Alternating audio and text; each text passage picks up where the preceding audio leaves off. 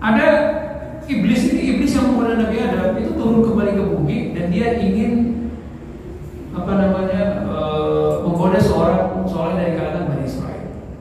Digoda dengan perempuan, digoda dengan harta, digoda dengan rasa takut, digoda dengan ini itu, nggak bisa. Akhirnya kemudian iblis itu terpaksa menunjukkan jati dirinya dan ketemu sama seorang soleh. Ente ini hebat banget. Sudah digoda selama sekian lama ini sama aneh, ente nggak pernah tembus. Luar biasa. Udah, mulai sekarang aneh kapok, nggak mau godain ente lagi. Ente hebat. Kemudian seorang soleh itu mengatakan apa? Aneh nggak takut sama ente, dan aneh juga nggak butuh pujian dari ente. Nah, si iblis ini masih berusaha untuk menanamkan jasanya sama orang itu. Kamu mau tahu nggak anak keturunan kamu nanti ke depan akan gimana hidupnya? Si orang soleh itu mengatakan, enggak, saya nggak butuh. Saya nggak butuh tahu.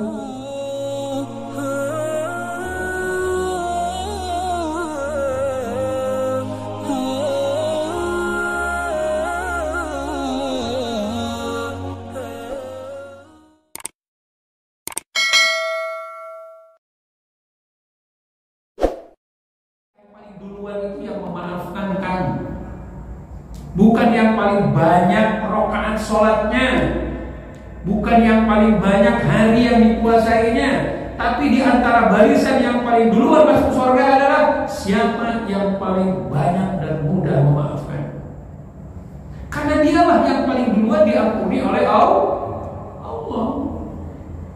Orang yang banyak ibadahnya, banyak sholatnya, banyak puasanya, banyak sedekahnya, kalau dia pelit memaafkan, maka belum tentu Allah juga akan mengampuni. Logikanya seperti itu. Dalam ayat yang lain, Allah berfirman dalam surat Fussilat ayat 34, "Wa la tastawil hasanatu wala sayyi'ah."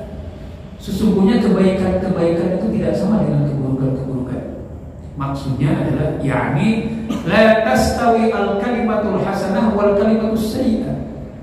Yakni la yanbaghi lil muslim an yukafi kalimatan hasanatan bi kalimatin qabihah, bal kalimatin qabihah bi kalimatin hasanah. Kalimat-kalimat yang baik tidak sama dengan kalimat-kalimat yang buruk. Maka ketika seorang muslim didolimi dengan kalimat-kalimat yang buruk, dia tidak boleh membalas dengan kalimat-kalimat buruk yang lain, tapi balaslah dengan kalimat-kalimat yang baik. Idfa billati hiya ahsan. Dalam surat Fussilat ayat 34. Balaslah kalimat-kalimat buruk itu dengan sesuatu yang lebih baik. Fa idza alladhi bainaka wa bainahu adawah ka'annahu waliyyun hamim. Kalimat-kalimat yang baik itu akan meluluhkan kebencian dan permusuhan dari orang yang tadinya berseteru. Ka'annahu waliyyun hamim. Semarah apapun orang itu, kalau kemudian didului dengan saling meminta maaf dan kemudian dibalas dengan omongan yang baik, kira-kira dia akan ngamuk terus enggak?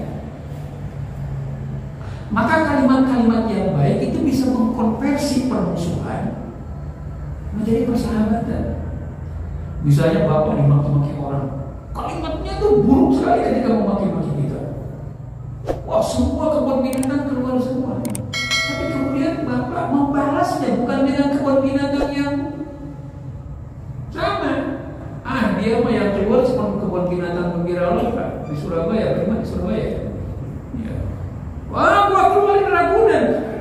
Binatangnya lebih banyak lagi, lebih buas lagi. Nah, maka kalau dia membuka pintu kebun binatang, kita buka pintu masjid. Yang keluar kalimat-kalimat yang baik, yang keluar kalimat-kalimat yang indah, yang sopan. Pak, mohon maaf kalau tadi saya salah, saya nggak sengaja. Kalau bapak tersinggung sekali, saya mohon maaf. Enak kan, lembut. Kira-kira orang yang tadi ngamuk kebun binatang keluar semua, apakah masih terus tuh kebun binatang ini dibuka? Paling tidak pelan-pelan dia dari nafas. Ya udah ya, lain kali jangan gitu ya. Iya Pak. Kamu namanya siapa? Nah, lembut kan? Malah akhirnya apa? Karena kita ngomongnya lembut, kamu kayaknya lapar ya? Udah makan belum? Yang tadinya marah malah jadi baik, ngajak kita makan. Nah itulah yang dimaksudkan wala tastawi al-hasanatu wala sayyi'ah idfa' billati hiya ahsan fa idzal ladzi bainaka wa bainahu adawah ka'annahu waliyyun hamim. Maka kalimat-kalimat yang buruk ketika dibalas oleh kalimat-kalimat yang baik itu bisa mengkonversi kebencian dan permusuhan menjadi persahabatan. Itu yang paling kuat orang seperti itu.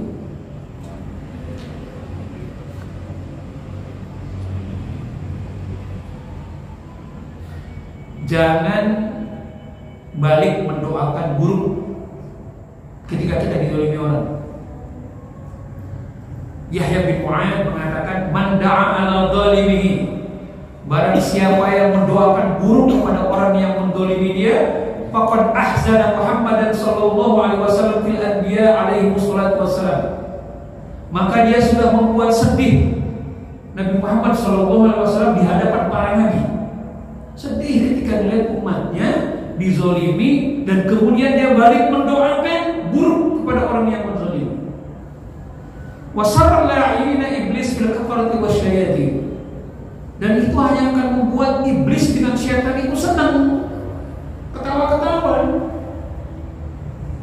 ini. Wa man 'afa 'an dzalimin, sebaliknya barang siapa yang bisa memaafkan orang yang menzalimi dia, faqad ahzana al-la'in fil kafarati wasyayatin. Maka dia sudah membuat sedih iblis dan syaitan-syaitan para pengikutnya. Wasarra Muhammadan sallallahu alaihi wasallam fil anbiya'i wassalihin sallallahu wasallam alaihi ajma'in.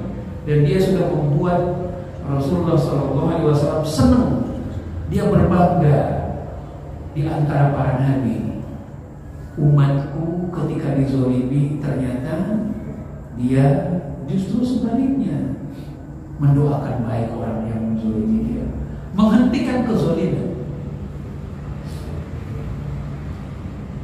Dalam sebuah hadis Rasulullah SAW bersabda, ini seperti yang tadi saya sampaikan, yunadi munadi yaumal qiyamah aina alladzi kanat ujuruhum 'ala Allah azza wa jalla. Malaikat yang mengumumkan siapa yang masuk ke dalam surga duluan, kemudian dia mengatakan siapa yang mendapatkan izin dari Allah Subhanahu wa taala untuk masuk surga duluan.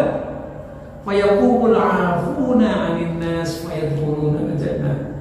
Yang duluan berdiri itu adalah orang-orang yang mendapatkan, yang sering memaafkan, dan kemudian dialah yang diizinkan untuk masuk ke dalam surga. Karena apa?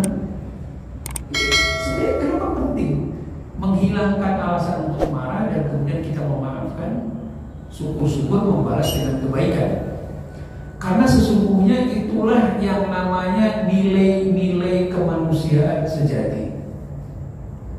Ahnaf bin Qais rahimahullah ta'ala pernah ditanya, mal insaniyah, yang dimaksud dengan kemuliaan manusia. Insaniyah itu kalau bahasa kitanya peri kemanusiaan. Peri kemanusiaan itu apa sih sebenarnya? Artinya semulia-mulianya orang itu seperti apa sih? Pantasnya jadi orang itu kayak apa sih? Qala, kemudian Ahnaf mengatakan, at-tawadhu fid daulah, yaitu orang yang tetap bersikap tawadhu ketika dia sedang berpuasa. Jadi ketika dia berpuasa tetap tawadhu. Yang kedua, ini yang sedang kita bahas, wal 'afwu 'indal maqdirah, yaitu orang yang memaafkan padahal dia punya kesempatan, punya kekuasaan, punya kekuatan, punya alasan untuk melampiaskan kemarahannya. Kalau mau marah dia bisa. Kalau mau marah dia kuat. Kalau mau marah dia punya hak. Kalau mau marah dia punya alasan karena dizalimi. Tapi dia memilih untuk tidak marah. Wal 'afwu 'indal maqdirah, yang memaafkan ketika dia mampu melampiaskan kemarahannya.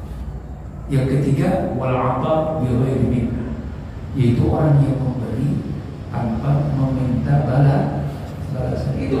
Jadi kalau kita kepengen dicatat sebagai manusia yang enak diajak bergaul, yang enak dijadikan teman, yang enak dijadikan tetangga, yang enak dijadikan teman perjalanan, yaitu orangnya walaupun mendapat kedudukan di kantornya, punya posisi bagus, dalam bisnisnya dia moncer, tapi orangnya tawadhu, nggak pernah ngagul, nggak pernah pamer. Yang kedua, ketika dia merasa dizolimi, dia lebih memilih untuk memaafkan. Dan yang ketiga, kalau butuh dia memberi, dia akan menuntut balasan, entah itu pujian kek, entah itu sanjungan kek, entah itu sebut-sebut kek, atau apapun. Nah, kira-kira kalau kita punya teman kayak gitu enak nggak? Itu yang paling duluan kita ajak jalan tuh itu. Benar nggak? Kalau kita nyari teman jalan tuh kita nyarinya begitu kan?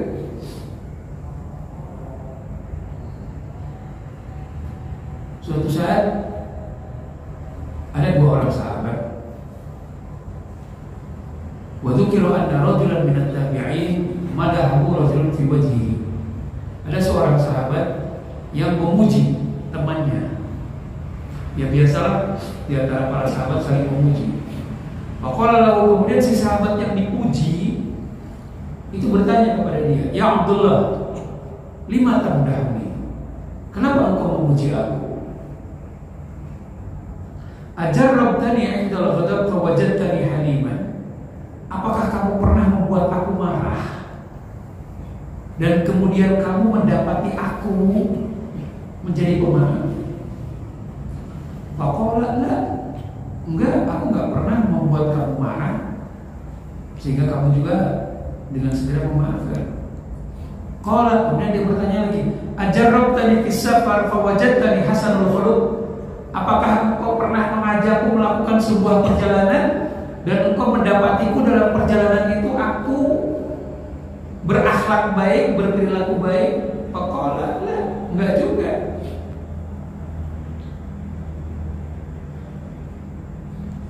Kemudian ditanya lagi, ajarrabtani indal amanah fa wajadtani aminan? Apakah engkau pernah memberi aku satu amanat untuk aku lakukan dan engkau menyaksikan aku melakukan amanat itu sehingga aku dipercaya oleh kamu? Dia bilang, "Nah, waihaka, aku peringatkan wahai temanku, mali ahadin ayyamdaha ahadan ma lam yujarrab ma lam yujaribu fi hadhihi thalathatil asya', fi hadhihi asya'i thalatha." Hendaknya seseorang jangan memuji kebaikan orang lain, jangan memuji bahwa seseorang itu baik sebelum dia mencoba tiga perkara itu. Yaitu apa? Dia pernah nggak melihat orang itu marah dan kemudian cepat memaafkan? Pernah nggak mencoba orang itu marah dan dia nggak marah malah balik memaafkan? Yang kedua, pernah nggak melakukan perjalanan dengan dia dalam waktu yang cukup lama dan kemudian dilihat perilakunya benar apa enggak selama perjalanan? Dan yang ketiga, pernah nggak dia diberikan sebuah amanat dan dia bisa dipercaya melakukan amanat itu? Maka kalau dia belum melakukan ketiganya, belum mencoba orang itu terbukti mampu melakukan tiga hal, maka orang itu tidak pantas untuk mendapatkan predikat baik. Jadi kalau orang itu ngamuan ini, wis nggak ada itu. Nah, ini bukan sesuatu yang sedang kita bahas. Ini masalah perjalanan. Mohon maaf nih kan, saya ini dulu sebelum pandemi, salah satu kegiatan saya tukang barawih, ngajak orang jalan, ngajak orang ziarah, ya, ziarah ke, ya bukan umroh, ziarah ke Palestina, ziarah ke mana-mana, ke Mesir gitu.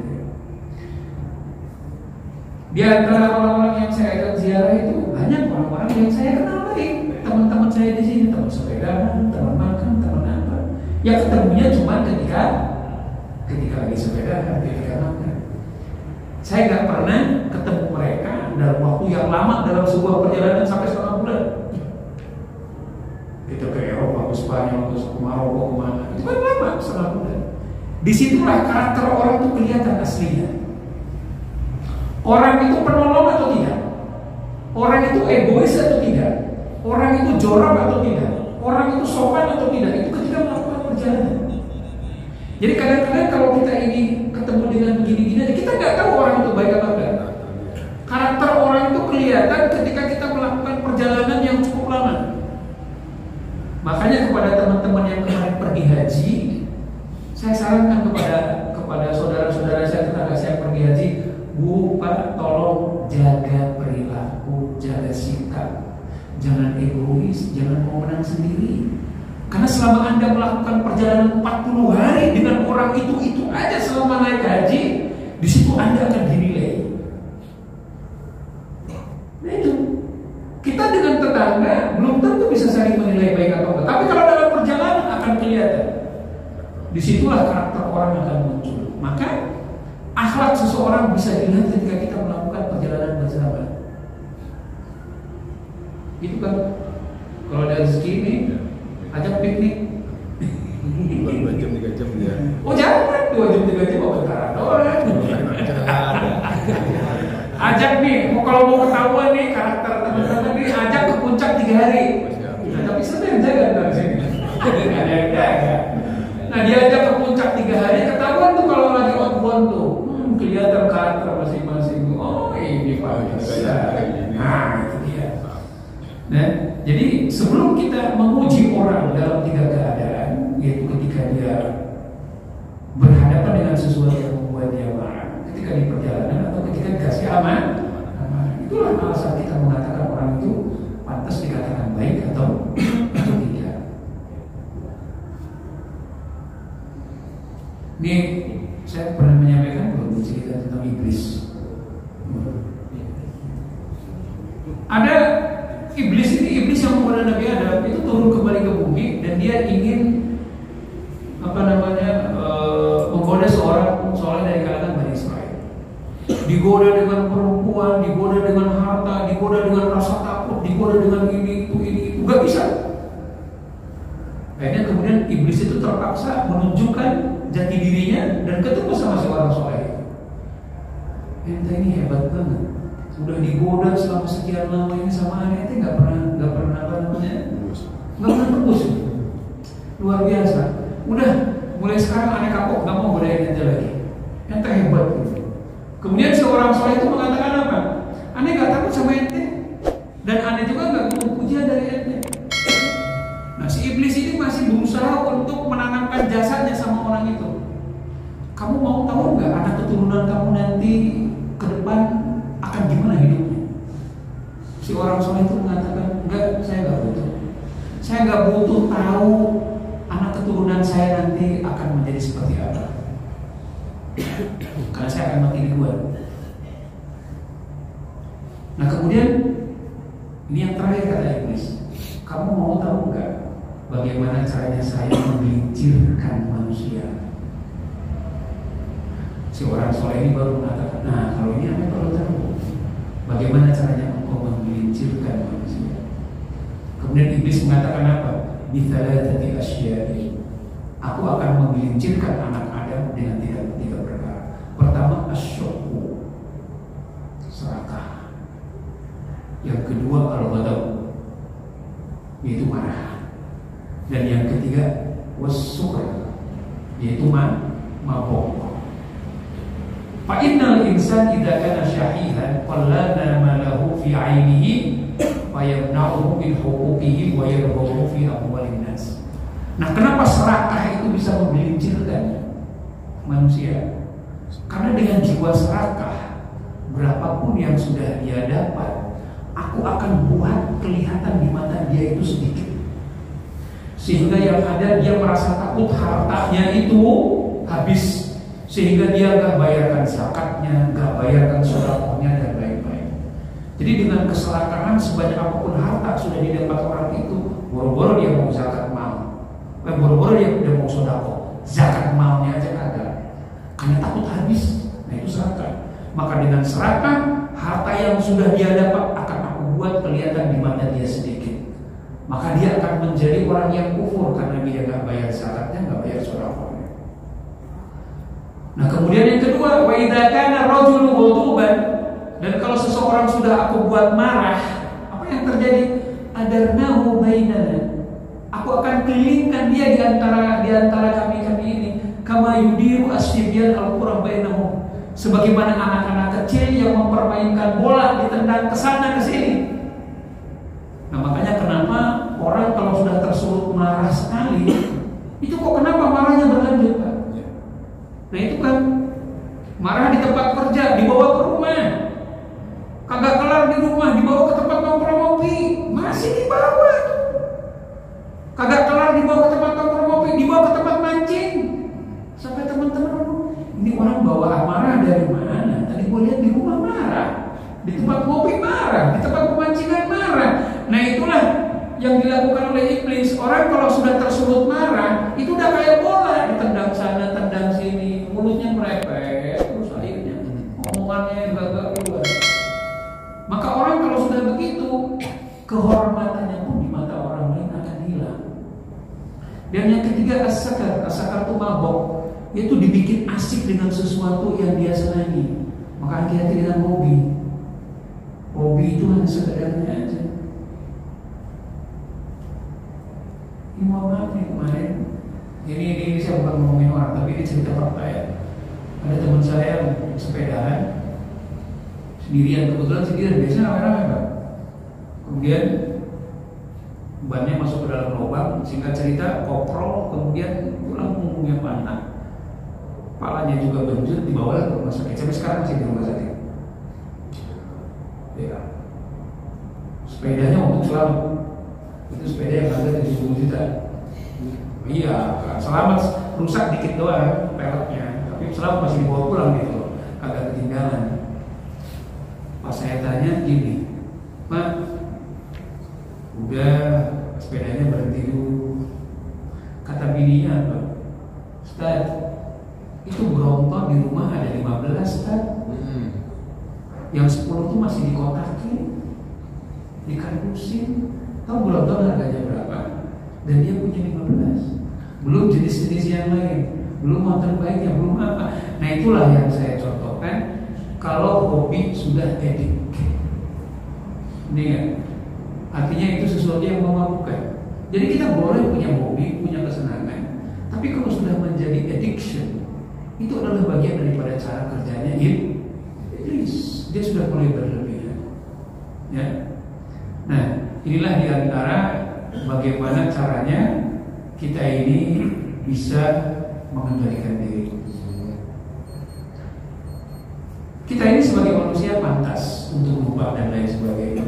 Rasulullah SAW saja diingatkan tentang kisah-kisah para nabi ketika mereka mendapatkan cobaan yang membuat mereka marah dan mereka tidak melampiaskan amarahnya. Itulah yang namanya nabi-nabi yang masuk dalam kategori ulul azmi. Siapa itu?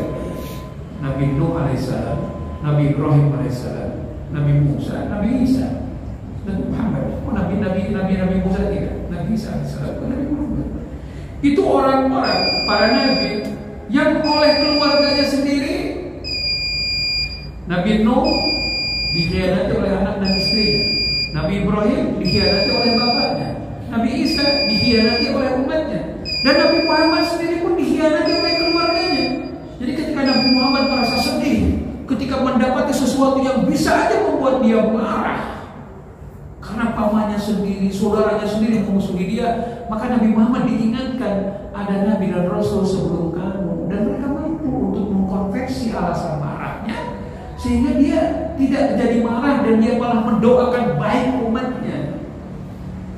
Jadi Nabi Muhammad ketika galau, ketika menemukan alasan-alasan untuk marah, Allah ingatkan dengan kisah-kisah para nabi yang ulul azmi yang mampu mengkonversi amarahnya menjadi doa yang baik. Maka ketika saya menyampaikan ini pun sebenarnya saya mengingatkan bahwa dulu para salafus saleh, Rasulullah SAW sendiri mampu mengkonversi alasan-alasan untuk marah dengan doa yang baik, sehingga tidak ada hal untuk kita tahan sebagai amarah. Baik, ini saja mungkin apa yang kita obrolkan pada malam hari ini. Mudah-mudahan mohon maaf. Kita jumpa lagi bulan depan insyaallah. Ada di rumah wajib majma'in. Wallahu muwaffiq lakum. Assalamualaikum warahmatullahi wabarakatuh. Demikian kajian pada malam hari ini, semoga bermanfaat bagi kita semua.